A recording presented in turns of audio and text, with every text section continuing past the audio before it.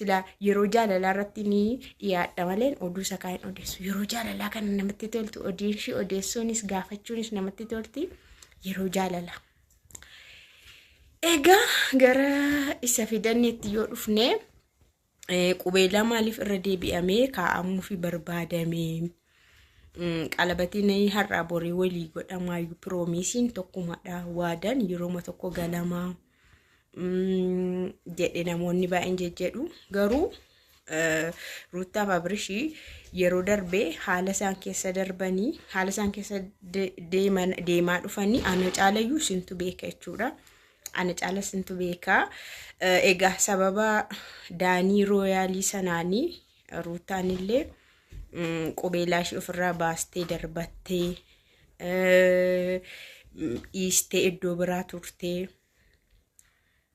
faamilii Abrish bira turtee maatii Abrish bira turtee jechuudha. Yeroo ofii kennattee torbee tokko guutuu miidiyaa irraa baddee achi turtee akka isheen deebitee viidiyoodhaan argitaniittu gaafa dhufte Abrishiin sarpiraayizii godhanii hin jirtu jedhanii piraankii dura piraankii irratti hojjechaa turanii hin jirtu akkuma argitan jechuudha hin jirtu jedhanii baay'ee satti taphataa turanii dhuskanii booda immoo sarpiraayizii godhanii itti dhiyeessanii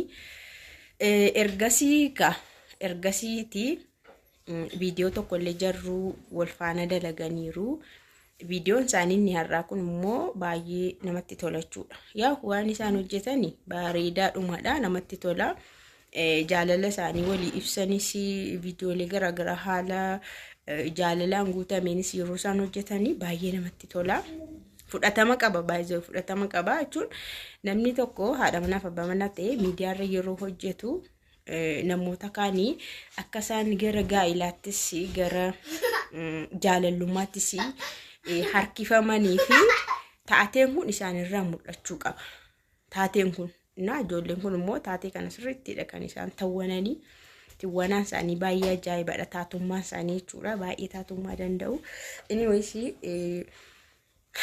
baga gammaddanii yeroo darbillee viidiyoo isaanii irratti dalaguuf jedhan ani dura hojjedheen ture erga ishiin deebitee dhuftee dubbiin dhumee waa'een daanii sun keessaa bahee Abrishiif da'aniin illee warreemnaa sirreebaa kottuu naa bahii jedhanii laayifii tiktookiidhaan seenanii laayifiidhaan illee akka walitti deemaa turan hundi keessanuu argitaniittu halkan tokko jechuudha wal doorsisaa turanii viidiyoo doorsisaa boodigaardiidhaan faa kan hojjete daaniin jechuudha waan akkasii baay'eetu daddalagamaa ture.